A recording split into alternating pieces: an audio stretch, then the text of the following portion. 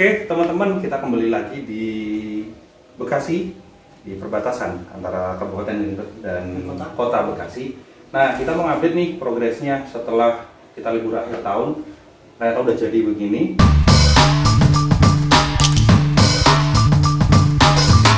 Kita akan bahas dulu tentang airframe-nya. Ini di depan kita udah ada beberapa bahan-bahan. Nanti Pak Koji akan coba jelasin ya Pak. Ya. Bagaimana sih proses konstruksi dari pesawatnya ini? Baik, Om Rindra, terima kasih teman-teman semua. Seperti yang sudah disampaikan pada video pertama, bahwa kita menggunakan bahan-bahan yang ada di sekitar kita, yang murah, dan sudah ditunjukkan di video pertama bahwa kita bikinnya full menggunakan styrofoam. Di sini ada bahannya styrofoam, kita lihat. Ini nanti dibelah-belah sesuai dengan keperluan, ya. Seperti untuk sayap, ini kita menggunakan styrofoamnya kita potong dengan ketebalan 4 cm, karena kita menyesuaikan dengan tinggi airfoil. Terus kemudian untuk fuselage kita nggak pakai 4 cm, tapi kita menggunakan 2,5 cm. Ya, 2,5 cm ya? Tebelnya, betul. Jadi ini seperti disampaikan dulu, kita bikin kotak dulu, terus kemudian baru disayap dibentuk. Ini 2,5 cm kotak. Terus kemudian untuk untuk bagian ekor vertikal dan horizontal ini kita menggunakan 2 cm. 2 cm ya. Supaya nggak terlalu berat di ekor. Dan nggak terlalu tebal juga. Nggak terlalu tebal. Dragnya supaya kecil, tapi juga dibentuk airfoil supaya dragnya kecil. Nah, proses bikinnya adalah seperti biasa, semua dipotong, airfoil dibentuk dengan hot wire, badan kita bentuk secara kasar, ditempel, kemudian kotak dulu, box fuse, baru kita sayap berbentuk seperti ini, kemudian juga ekor disesuaikan bentuknya sesuai dengan target yang kita gambar kasar di video pertama. Nah, ini luarnya.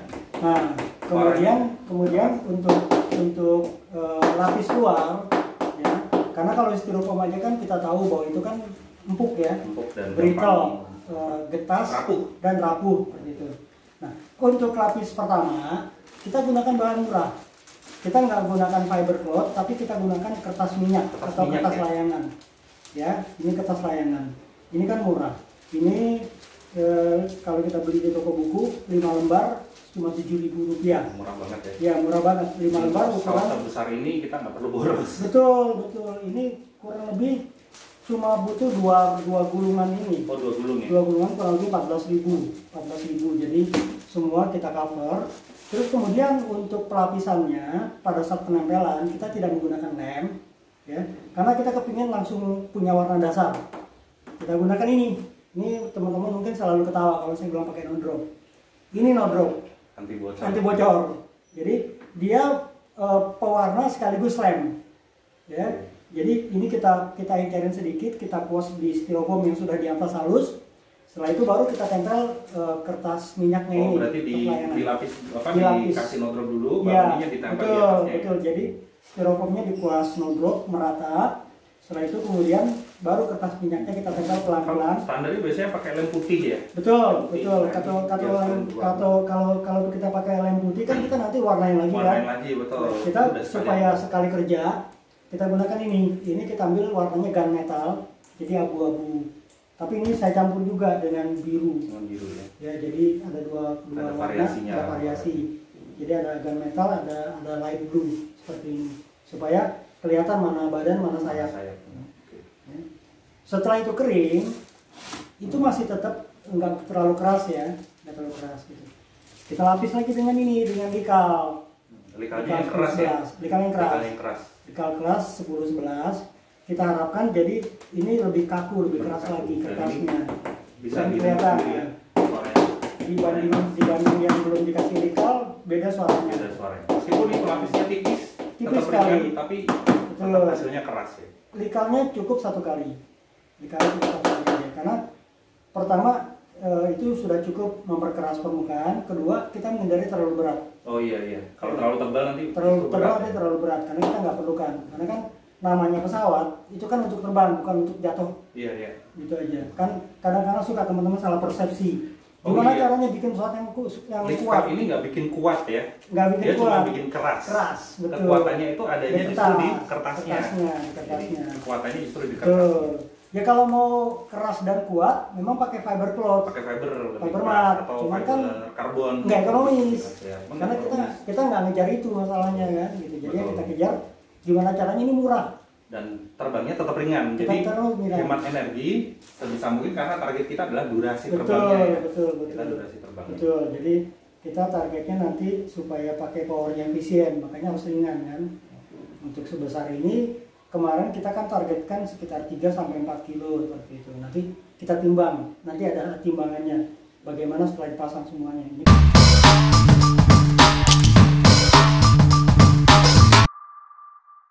Oke Pak Roji, tolong dijelaskan ini komponennya apa aja dan proses perakitannya seperti apa? Oke. Ini pesawat ini kan kita menggunakan 4 channel ya. 4 channel di mana ada aileron, ada elevator, ada rudder, dan channel ke berikutnya satu ada throttle ya untuk ke motor. Untuk komponennya seperti biasa, untuk aileron servonya ada, kita pakai yang ini aja, kita pakai yang murah, MG90 aja, karena kan ini kan glider, nggak terlalu kencang terbangnya, jadi pelan, kita cukup pakai ini. Ya. Ini tapi yang metal gear ya? Metal gear, servo 9 gram metal gear. Kita pasang di bawah supaya di atasnya nggak kehalang sama solar panelnya. Jadi ini kiri kanan kita pasang. Ya, ini juga sama posisinya di sini. Kita gunakan push rodnya sependek mungkin supaya kalau misalnya bebannya berat nggak sampai melengkung kawatnya. Ya, kalau kejauhan nanti kita khawatir dibebanin melengkung. Jadi kita sedekat mungkin sama engsel. Nanti sayap kanan dan kiri kita koneksi pakai kabel Y ya. Betul. Jadi satu sinyal untuk 2 servo. Betul. Nanti saya jelaskan di sini sambungannya setelah kita perakitan. Terus kemudian untuk servo rudder bisa dilihat di sini ya, sama dipasang ya sama sedekat mungkin sama garis engselnya ya supaya bebannya servo nggak terlalu berat ya. Karena kalau terlalu jauh jaraknya ada kemungkinan servonya justru kebeban oleh push rod. Ya, kalau misalnya push rodnya melengkung ya. Melengkung, itu kan jadi beban buat servo, betul. Nah, jadi kita meminimalkan beban di servo. Terus untuk elevator, karena ini jaraknya jauh, elevatornya split kiri kanan ya, split elevator 2 kiri kanan. Ya, nanti di sini kita gunakan channel terpisah.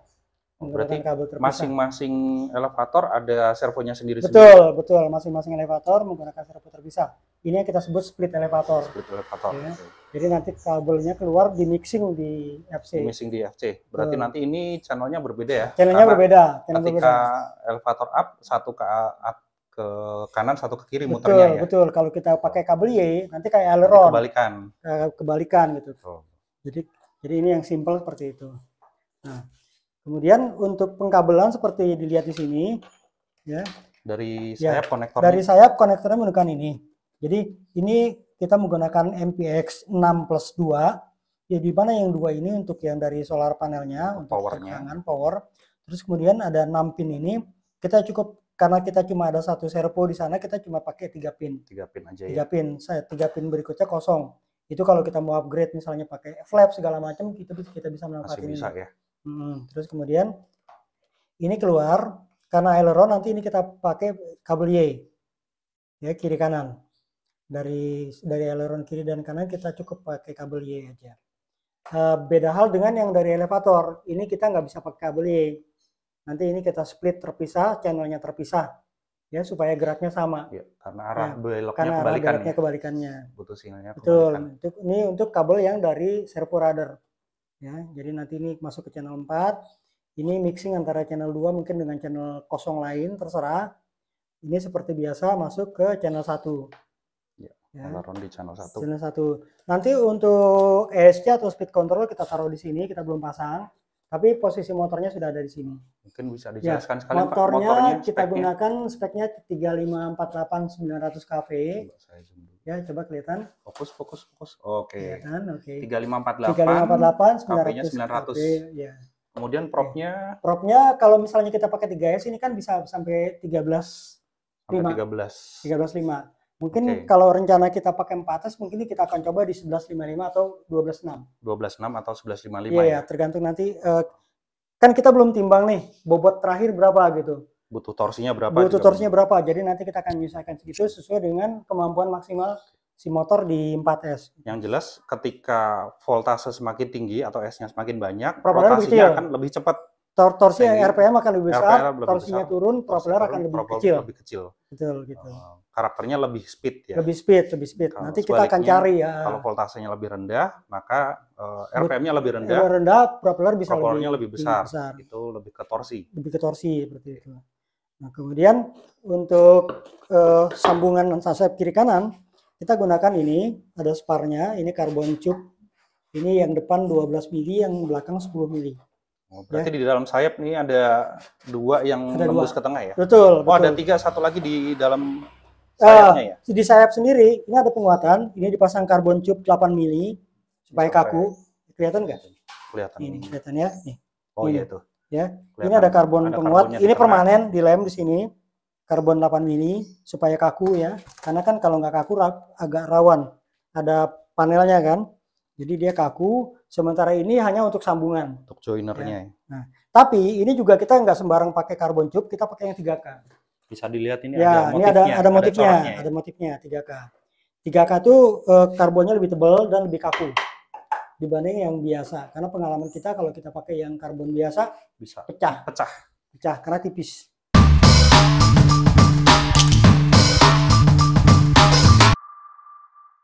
Oke Pak Roji, kemudian untuk perakitannya bagaimana, mungkin bisa dijelaskan? Ya, pesawat ini kita bikin dari dalam 4 bagian terpisah ya, karena pertama kemudahan untuk kita bawa kemana-mana, terus kemudian karena ada kaitannya dengan solar panel, maka yang bagian ada solar panelnya harus kita lindungin. Ya.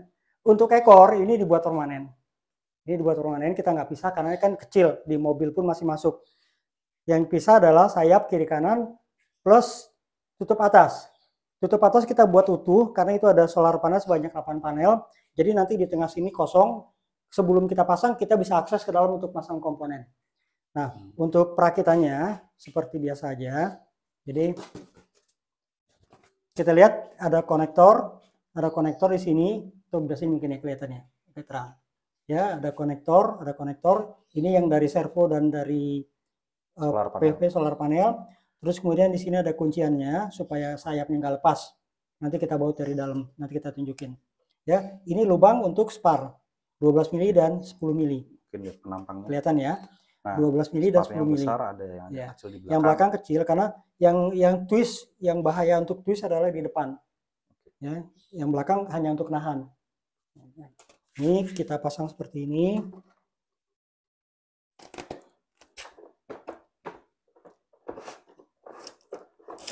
Ya, masuk. Ini didorong.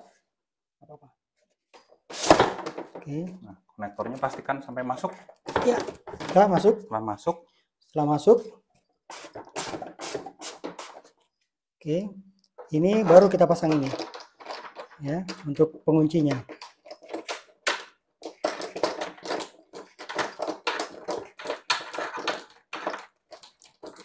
Saya pakai buat baut dengan kepala kuku supaya gampang muternya. Baut kupu-kupu ya? Jadi nggak perlu pakai obeng, nggak perlu pakai obeng, nggak perlu kunci, pakai tangan aja langsung. Pakai tangan aja langsung. Bisa kenceng. Ya, kenceng. Nah, kenceng. Ini kita ratain karena kalau nggak rata dia nggak masuk. Ini tadi sudah dari sini kedorong ya. Oke. Nah, sama. Baru yang sayap sebelahnya. Sama caranya. Kita masuk di sini.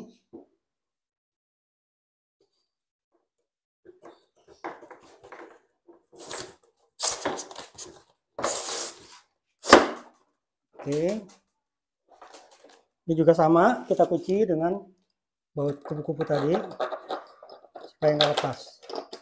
Jadi praktis ya teman-teman, nggak perlu pakai tools, cukup pakai tangan aja. Betul. Kita bisa langsung rakit. Betul.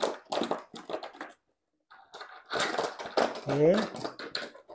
Terus kemudian kabel-kabel yang dari panel seperti ini. Jadi yang minusnya kita nanti akan terkoneksi dengan cover yang ada panelnya yang di atas.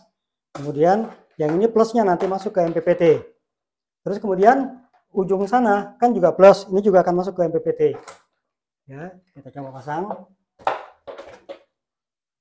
Nah, untuk yang dari panel di cover, ditutup atas, itu kita terminalnya menggunakan seperti ini. Ini saya manfaatin terminal baterai yang saya lem di triplek. Jadi nanti akan ketemu sama yang di sini. Kayak pin di baterai gitu betul, ya? Betul. Kayak di baterai holder.